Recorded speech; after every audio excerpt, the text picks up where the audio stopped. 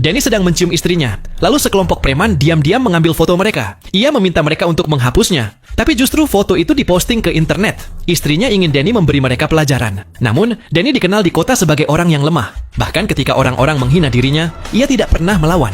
Preman itu pun lalu memprovokasinya dan mengatakan bagaimana mungkin pecundang seperti dia bisa mendapatkan wanita secantik istrinya. Mendengar itu, Danny pun hanya terdiam. Di dalam mobil, istrinya hanya bisa istighfar melihat Danny. Tetapi istrinya tidak tahu bahwa Danny memiliki masa lalu yang kelam dan berbahaya. Keesokan harinya, Danny membawa putranya yang masih kecil ke supermarket. Saat membuka pintu kulkas, seorang pembunuh bayaran diam-diam mengincarnya.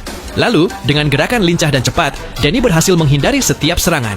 Si pembunuh sama sekali tidak bisa menyentuhnya. Danny bahkan sempat mengambil sebungkus popok dari lantai dan keluar dari toko, membuat semua orang yang melihatnya terkejut. Menyadari rahasianya terbongkar, Danny langsung melaju pulang dengan kecepatan tinggi. Namun setibanya di rumah, ia berlagak seolah tidak terjadi apa-apa. Para tetangga hanya terdiam kaku, terpana dengan apa yang baru saja mereka lihat.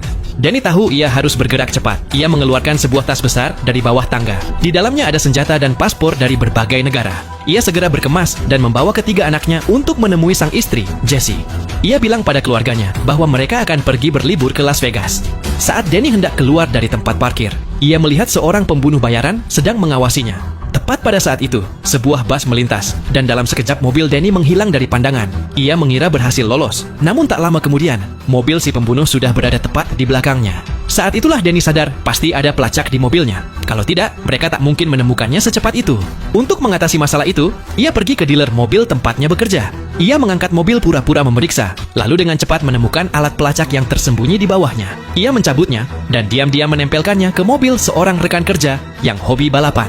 Begitu para pembunuh mengikuti mobil yang salah, Danny membawa keluarganya menuju Las Vegas. Tapi di perjalanan, ia menemukan masalah baru. Istri dan anak-anaknya mengunggah aktivitas liburan mereka di media sosial. Danny mencari alasan untuk mengumpulkan semua ponsel mereka. Lalu, tanpa peringatan, ia membuang semuanya ke sungai. Keluarganya terkejut. Danny hanya tersenyum dan berkata, "Liburan tanpa ponsel akan membuat kita lebih dekat." Sementara itu, di rumah Danny, Mike pemimpin para pembunuh tiba. Saat melihat foto keluarga bahagia Danny yang berjumlah 5 orang, ia marah besar. Ia segera memerintahkan semua anak buahnya dan para peretasnya untuk menemukan Danny dengan cara apapun. Nah, cuplikan adegan film ini bisa kalian saksikan dengan judul The Family Plan 2023.